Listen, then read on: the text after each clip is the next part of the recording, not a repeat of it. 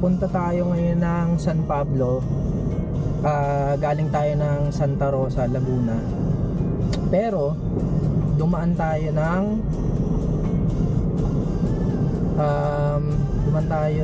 Lipa.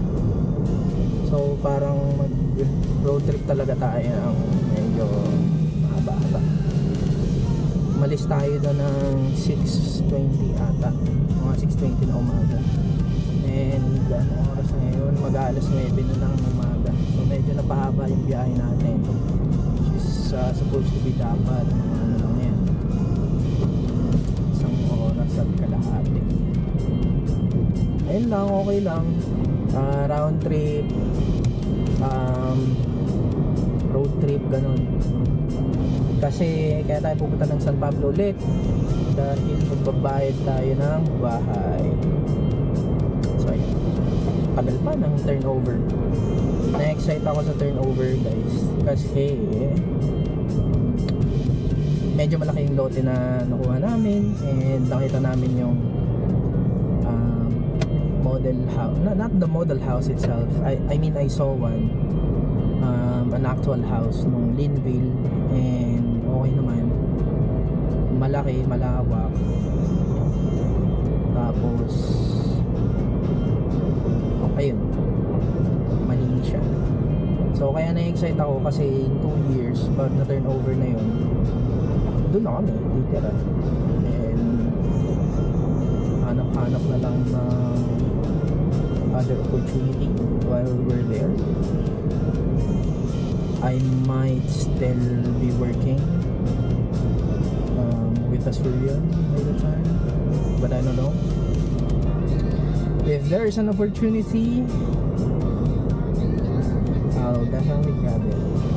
But as of this moment, I'm satisfied with Asturian. I'm satisfied with my job. I'm contented, happy, and I can do so many things. So ayun lang. So ito, pakita ko lang sa inyo yung dinadaanan ko papuntang San Pablo, Laguna. Medyo city na siya, pero medyo probinsya pa rin, or mas malaki pa rin yung percentage na probinsya vibe siya. So okay sa akin yun. Mas sobrang okay sa akin yung ganong setup. Probinsya siya, considered as probinsya, pero city na din. Kasi yung kukunin namin na bahay sa San Pablo, ano yun, sa San Rafael, Barangay San Rafael. Tapos walking distance lang yung SM San Pablo. So good sa akin yun, kasi just in case na kumuha pa kami ng isang unit, pwede naming gawing rental yung bahay na kukunin namin. Ayun. Tapos ang dami na din establishments doon. Meron na din doon na nagpo-food panda, naglalalamove, grab food. I'm not sure kung yung grab passenger meron na din, pero I believe merong mga nagjo-joyride ang kas din ata doon. Not sure, just correct me if I'm wrong, kung sino yung mga in 400 meters, sorry, turn right. Yung mga taga San Pablo dyan na legit na taga San Pablo. Let me know kung ano pa yung mga ibang highlights ng city. And ayun nga, magandang probinsya, tahimik. Bisita na ako doon.